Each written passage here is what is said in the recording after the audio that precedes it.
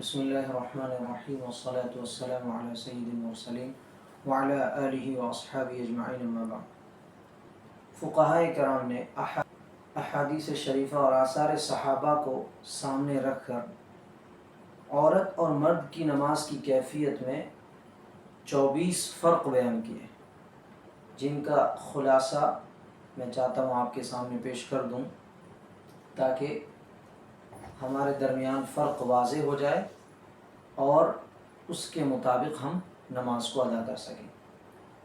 Number 1، عورت تکبیر تحریمہ میں صرف کندھوں تک ہاتھ اٹھائے گی، جبکہ مرد کی نماز کی کیفیت میں یہ ہے کہ مرد کو کانوں کی لو تک ہاتھ اٹھانا ہے، مرد کو کانوں کی لو تک ہاتھ اٹھانے کا حکم ہے، جبکہ عورت صرف کندھوں تک ہاتھ اٹھائے گی۔ یہ نمبر 1۔ نمبر 2، عورت دوپٹہ اور چادر کے اندر سے ہاتھ اٹھائے گی، جبکہ مرد کے لیے ہاتھ کو باہر نکال کر رفع دین کا حکم ہے، کہ مرد جیسا کہ کرتے بھی ہیں مرد حضرات کہ باہر نکال کر ہاتھ اٹھاتے ہیں، لیکن عورت دوپٹے اور چادر کے اندر سے ہی ہاتھ اٹھائے گی۔ 2 فرق ہوا۔ تیسرا فرق بیان کیا، عورت اپنے سینے پر ہاتھ رکھے گی، جبکہ مرد کے لیے ناف کے نیچے ہاتھ رکھنے کا حکم ہے۔ عورت اپنے سینے پہ ہاتھ رکھے گی، ہاتھ پر ہاتھ رکھے گی، اور اس کے لیے کلائی کو پکڑنا بھی نہیں ہے، سیدھے ہاتھ پر ہاتھ رکھنا ہے، ایسے ہاتھ پر ہاتھ رکھنا ہے، ایسے مردوں کی طرح کلائی بھی نہیں پکڑنا ہے، ہاتھ پر ہاتھ رکھنا ہے بس۔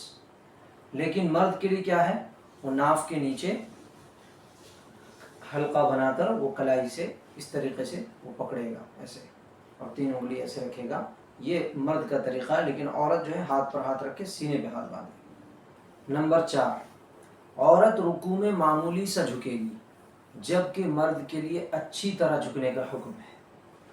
یہ چوتھا فرق ہو گیا۔ 5واں فرق ہے، عورت کو رکوع میں گھٹنوں پر حلقہ نہیں بنائے گی۔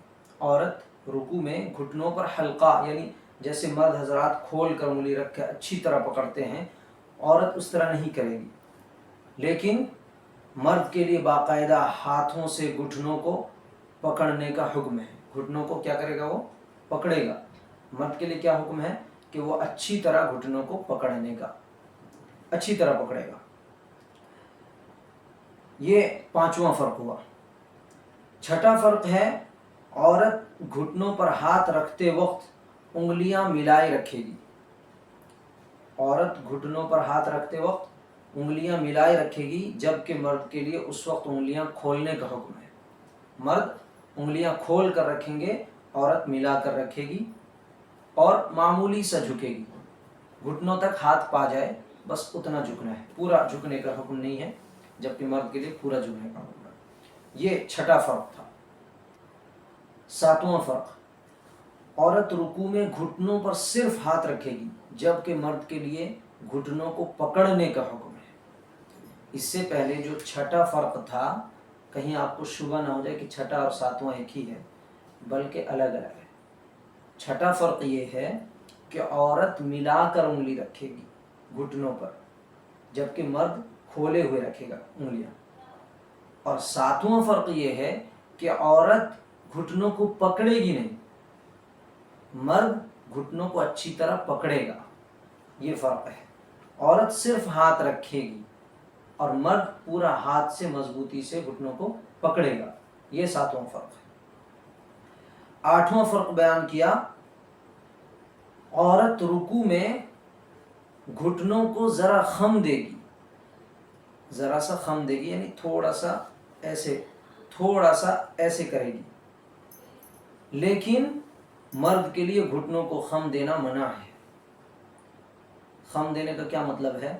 مطلب مرد حضرات بالکل سیدھا پیر رکھیں گے اور گھٹنوں کو پکڑیں گے، لیکن عورت تھوڑا سا ٹیڑھا کرے گی، تھوڑا سا خم دے گی۔ اسی طرح 9واں فرق بیان کرتے ہیں، عورت کے لیے قیام اور رکوع میں اپنے دونوں ٹخنوں کو ملانا بہتر ہے۔ عورت کے لیے قیام اور رکوع میں اپنے دونوں ٹخنوں کو ملانا بہتر ہے۔ یہ جو ٹخنے ہیں پیر کے، اس کو ملا کر رکھنا چاہیے، لیکن مرد حضرات کیا کریں گے؟ 4 انگلی کا فاصلہ رکھیں گے دونوں پیروں کے درمیان، لیکن عورت کیا کرے گی؟ ملائے رکھے گی۔ 10واں فرق بیان کرتے ہیں، عورت رکوع اور سجدے میں سمٹ کر رہے گی، جبکہ مرد کے لیے ہر عضو کو الگ الگ رکھنے کا حکم ہے۔ ہر عضو کو سجدے میں اور اسی طرح رکوع میں الگ الگ بالکل کھل کر رکوع کرے، مرد کھل کر سجدہ کرے، یہ حکم ہے، لیکن عورت جو ہے سمیٹ کر رکھے۔ اسی طرح 11واں فرق بیان کرتے ہیں کہ عورت کے لیے سجدے میں دونوں قدم کھڑے رکھ کرنے کا حکم نہیں ہے۔ عورت کے لیے سجدے میں دونوں قدم کھڑے کرنے کا حکم نہیں ہے، بلکہ وہ بیٹھے بیٹھے زمین سے چمٹ کر سجدہ کرے گی، جبکہ مرد کے لیے دونوں پیروں کو کھڑا کر کے انگلیوں کو قبلہ رخ کرنے کا حکم ہے۔ یعنی سجدے میں جب مرد حضرات جائیں تو ایسے پیر کو رکھیں اور سب انگلیاں قبلے کی طرف کر لیں، اچھی طرح دبا کے پیچھے جو پیر ہو، سجدے میں جب چلے جائیں پیر جو پیچھے ہو اس کو اچھی طرح دبا کے سب کو قبلے کی طرف انگلیاں کرنا چاہیے۔ لیکن عورت اس طریقے سے دونوں پیر کو دائیں جانب نکال کر اس طرح بیٹھے کہ بالکل سمٹ کر سجدہ کرے۔ 12واں فرق بیان کرتے ہیں کہ عورت سجدے میں اپنے کہنیوں کو بچھا کر رکھے گی، اپنی کہنیوں کو بچھا کر رکھے گی، لیکن مرد کے لیے کہنیوں کو اٹھا کر رکھنے کا حکم ہے کہ وہ کہنیوں کو اٹھا کر رکھے۔ 13واں فرق بیان کرتے ہیں، عورت تشہد میں تورک کرے گی، یعنی دونوں پیر دائیں جانب نکال کر بیٹھے گی، دونوں پیر دائیں جانب نکال کر بیٹھے گی جیسے عورتیں بیٹھتی ہیں، جبکہ مرد کے لیے دایاں پیر کھڑا کر کے بائیں پیر پر بیٹھنا مسنون ہے، جیسا کہ مرد حضرات بیٹھتے ہیں۔ جو نہیں بیٹھتے ہیں وہ بیٹھنا آج سے شروع کر دیں۔ یہ 13واں فرق تھا کہ عورت تشہد میں تورک کرے گی، یعنی دونوں پیر دائیں جانب نکال کر وہ بیٹھے گی، جبکہ مرد کے لیے دایاں پیر کھڑا رکھنا ہے اور بائیں پیر پہ بیٹھنا ہے۔ یہ 13واں فرق تھا۔ 14واں فرق بیان کرتے ہیں، عورت تشہد کے وقت اپنی انگلیاں ملا کر رکھے گی۔ عورت تشہد کے وقت اپنی انگلیاں ملا کر رکھے، جس وقت میں ہم اتحیات پڑھتے ہیں اس وقت میں انگلیاں ملا کر رکھے گی، جبکہ مرد کے لیے انگلیاں اپنے حال پر رکھنے کا حکم ہے۔ اپنے حال کا مطلب یہ ہے کہ نہ زیادہ کھولے تکلف سے، نہ زیادہ بند کرے، کیونکہ دونوں میں تکلف ہے۔ اگر زیادہ کھولیں گے تب بھی تھوڑی سی محنت کی ضرورت پڑے گی، تکلف اسی کو کہتے ہیں، اور بند بھی کریں گے تب بھی اپنی حالت پہ ایسے چھوڑ دے جیسے ہاتھ رہتا ہے عموماً، بغیر تکلیف کے تکلف کے جو حالت رہتی ہے اسی حالت میں مرد کیا کرے گا؟ تشہد میں ہاتھ رکھے گا۔ یہ 14واں حکم تھا۔ 15واں فرق یہ بیان کرتے ہیں، اگر جماعت میں کوئی بات پیش آئے تو عورت الٹے ہاتھ سے تالی بجا کر متوجہ کرے گی۔ جماعت کی نماز میں جیسے پہلے شریک ہوتے تھے، عورت بھی شریک ہوتی تھی، تو وہ عورت اگر نماز میں کوئی غلطی ہوئی وہ کیسے متوجہ کرے گی؟ وہ سبحان اللہ ماشاءاللہ پڑھ کے متوجہ نہیں کرے گی، بلکہ الٹی ہاتھ سے تالی بجا کر وہ متوجہ کرے گی۔ جبکہ مرد کے لیے ایسی صورت میں بآواز بلند تسبیح و تکبیر کہنا ہے۔ مرد کہیں گے سبحان اللہ، اللہ اکبر کہنے سے امام کو یاد آ جائے گا کہ بھائی کیا غلطی ہوئی، تیسری رکعت کے لیے کھڑے ہونا تھا بیٹھ گیا، تیسری رکعت کے لیے کھڑے ہونا تھا بیٹھ گیا۔ اسی طرح کوئی اور غلطی پیش آ گئی کسی اور رکعت میں، اس طرح جو بھی غلطی ہو اس کو جو مطلع کریں گے، اطلاع دیں گے، تو اگر مرد حضرات ہیں تو وہ سبحان اللہ، اللہ اکبر کہہ کے اطلاع دے سکتے ہیں، لیکن عورت کے لیے کیا ہے؟ الٹی ہاتھ سے وہ تالی بجائے گی۔ اسی طرح 16واں فرق بیان کرتے ہیں، عورت کے لیے کسی مرد کی امامت جائز نہیں، عورت کے لیے کسی مرد کی امامت جائز نہیں ہے، جبکہ مرد کے لیے عورتوں کی امامت جائز ہے، مرد عورت کی امامت کر سکتا ہے۔ اچھا، 17واں فرق بیان کرتے ہیں، عورتوں کی جماعت مکروہ ہے، جبکہ مردوں کی جماعت پسندیدہ اور مسنون ہے۔ اسی پر بتا دوں کہ عورتوں کی جماعت مکروہ کیوں ہے؟ کیونکہ جماعت سنت مؤکدہ ہے۔ علماء نے ایک بات لکھی ہے کہ جماعت کیا ہے؟ سنت موقدہ ہے، اور مرد حضرات تو ٹھیک ہے جماعت میں شریک ہوئے، ٹھیک ہے، لیکن عورت اگر جماعت کرنے لگیں تو سنت موقدہ تو ادا کریں گی، جماعت سے پڑھیں گی تو سنت موقدہ ادا ہوگی جماعت کی نماز، لیکن عورتوں کی ایک جگہ جمع ہونا عورتوں کا اکثر غیبت اور چغلی میں مبتلا کر دیتا ہے، تو جب غیبت اور چغلی میں مبتلا ہو گئی تو سنت موقدہ کا جو ثواب تھا اس سے زیادہ انہوں نے گناہ کما لیا، اس لیے عورتوں کی جماعت کو مکروہ قرار دیا گیا، بلکہ عورت الگ الگ نماز پڑھیں اگر وہ شریعت کے پابند ہیں تو امید ہے انشاءاللہ اللہ انہیں جماعت کا ثواب بھی عطا فرما دے گا۔ 18واں فرق، اگر عورتیں اپنی جماعت کریں تو ان کی امام صف ہی کے اندر بیچ میں کھڑی ہوگی، صف کے اندر بیچ میں کھڑی ہوگی، آگے جیسے امام کھڑے ہوتے ہیں، مرد حضرات جیسے کھڑے ہوتے ہیں، مرد کے امام جو کھڑے ہوتے ہیں جیسے مسجدوں میں یا کہیں پر بھی، عورت اس طرح کھڑی نہیں ہوگی بلکہ صف کے بیچ میں کھڑی ہوگی، جبکہ مرد کے لیے امام کے لیے آگے کھڑے ہونے کا حکم ہے، اگر 3 آدمی ہوں تو 2 آدمی پیچھے رہیں گے، 1 آدمی آگے رہے گا امام جو ہوگا، لیکن اگر 2 آدمی ہوں تب امام سے تھوڑا سا پیچھے رہے گا، دائیں طرف تھوڑا سا پیچھے رہے گا، یہ مرد کے لیے ہے، لیکن پھر بھی وہ آگے ہی رہے گا، لیکن عورتوں کی جماعت میں جو عورت امام بنے گی وہ بالکل صف کے بیچ میں ہوگی، پہلی صف میں ہوگی لیکن صف کے بیچ میں ہوگی۔ 19واں فرق بیان کرتے ہیں، عورتوں کے لیے جماعت میں شرکت ناپسندیدہ ہے، عورتوں کے لیے جماعت میں شرکت ناپسندیدہ ہے، جبکہ مردوں کے لیے جماعت سنت موقدہ ہے۔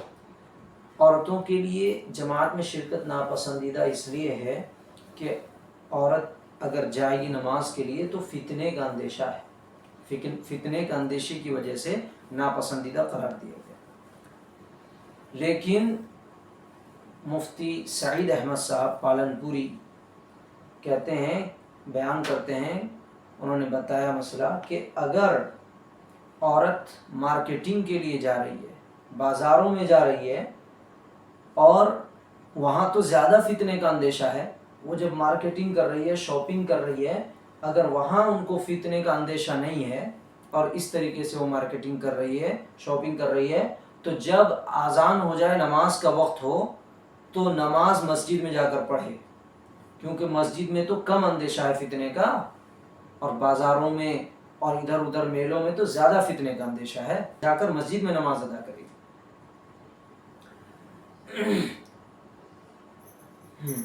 تو عورتوں کے لیے جماعت میں شرکت ناپسندیدہ ہے، جبکہ مرد کے لیے سنت موقدہ ہے۔ نمبر 20، اگر عورتیں جماعت میں شریک ہوں تو ان کو مردوں کے پیچھے کھڑا ہونا ضروری ہے، جبکہ مردوں کے لیے آگے کھڑے ہونے کا حکم ہے۔ یعنی فرق بیان کر رہے ہیں کہ اگر عورتیں شریک بھی ہوں گی، اگر شریک ہوں بالفرض، تو وہ ایسا نہیں ہے کہ وہ مردوں کے آگے کھڑی ہوں گی، بلکہ پیچھے کھڑی ہوں گی، مرد حضرات آگے بڑھیں گے اور امامت کریں گے۔ نمبر 21، عورتوں پر جمعہ فرض نہیں ہے، جبکہ مردوں پر لازمی ہے، فرض عین ہے، لیکن عورتوں پر جمعہ فرض نہیں ہے۔ نمبر 22، عورتوں پر عید کی نماز واجب نہیں، جبکہ مردوں پر لازم ہے، عید کی نماز عورتوں پر لازم نہیں ہے۔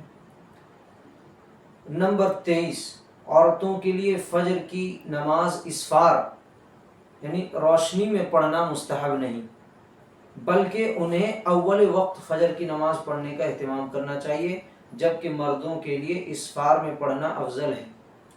اسفار کہتے ہیں روشن ہو جائے، جب ٹائم تو رہے، ابھی 15-20 منٹ ہے، اس سے پہلے جب آدمی پڑھتا ہے نماز تو اس وقت روشنی آ جاتی ہے، لیکن ٹائم رہتا ہے، تو وہ جو روشنی میں پڑھنا ہے امام ابو حنیفہ کے نزدیک کہ مرد حضرات روشنی میں نماز ادا کریں، اسفار میں، اسفروا بالفجر فإنه اعظم للأجر، حضور صلی اللہ علیہ وسلم کی حدیث ہے، اسفروا بالفجر فإنه اعظم للأجر، کہ تم اسفار میں یعنی روشنی میں نماز پڑھا کرو، اس میں زیادہ سے زیادہ اجر ہے۔ تو اس حدیث پر عمل کرتے ہوئے امام ابو حنیفہ کہتے ہیں کہ تم روشنی میں نماز پڑھو، لیکن عورتوں کے لیے کوئی ضروری نہیں کہ وہ روشنی تک انتظار کریں، بلکہ اول وقت میں وہ نماز پڑھ لیں، ان کے لیے یہی بہتر اور افضل ہے. ٹھیک. نمبر 24 بیان کرتے ہیں جہری نماز میں عورتوں کے لیے جہر جائز نہیں، یعنی زور سے جس میں قرات ہوتی ہے، جیسے مغرب ہے، عشاء ہے، فجر ہے، اس میں زور سے قرات ہوتی ہے، زور سے امام صاحب نماز پڑھاتے ہیں، قرآن کی تلاوت جو کرتے ہیں زور سے پڑھاتے ہیں، اس کو جہری نماز کہتے ہیں. اور جس میں آہستہ پڑھتے ہیں جیسے ظہر اور عصر ہے، اس میں آہستہ پڑھتے ہیں، اس کو سری نماز کہتے ہیں. تو جہری نماز میں بھی عورتوں کے لیے جائز نہیں ہے کہ وہ زور سے تلاوت کرے نماز کے اندر، بلکہ وہ آہستہ پڑھے. لیکن مردوں کے لیے زور سے پڑھنے کا حکم ہے، جبکہ مردوں کے لیے جہر جائز ہے اور امام کے لیے واجب ہے. امام جو نماز پڑھائیں گے ان کے لیے واجب ہے کہ وہ زور سے قرات کریں. اگر انہوں نے سری قرات کر دیا تو ان پر سجدہ سہو واجب ہو جائے گا. کیوں؟ اس لیے کہ زور سے پڑھنا کیا تھا؟ واجب تھا جہری نماز میں. تو جہری نماز میں جب انہوں نے سرن پڑھا، آہستہ پڑھا، تو واجب کو ترک کیا. جب واجب کو ترک کیا تو سجدہ سہو واجب. سمجھ میں آ رہا ہے؟ تو اس لیے یہ امام صاحب کے لیے زور سے پڑھنا واجب ہو جائے گا جہری نماز میں، لیکن عورتوں کے لیے جائز نہیں ہے کہ وہ اپنی نمازوں میں زور سے پڑھے. اب جہری نماز کو لا کر یہ بتلا دیا کہ سری نماز میں تو آہستہ پڑھنا ہی ہے، جہری نماز میں بھی آہستہ پڑھنا ہے، تو سری نماز میں کیسے زور سے پڑھیں گے؟ جب زور سے قرات والی نماز میں عورتوں کو آہستہ پڑھنا ہے تو آہستہ والی میں تو آہستہ پڑھنا ہی ہے. جہری نماز کو بیان کر کے سری نماز کا بھی بتا دیا اسی میں کہ سری نماز میں تو آہستہ پڑھیں گے ہی، جہری نماز میں بھی جائز نہیں ہے کہ وہ زور سے پڑھیں. تو جب جہری نماز میں یعنی زور سے قرات والی نماز میں نہیں پڑھ سکتے زور سے، تو آہستہ قرات والی نماز میں کیسے زور سے پڑھ سکتے؟ تو جہری سری سب عورتوں کے لیے برابر ہے، سب میں آہستہ پڑھنا ہے. ٹھیک ہے. دعا فرمائے اللہ تعالی ہم سب کو اس فرق کی رعایت کر کے نماز صحیح ڈھنگ سے ادا کرنے کی توفیق عطا فرمائے. وآخر دعوانا الحمد للہ رب العالمین.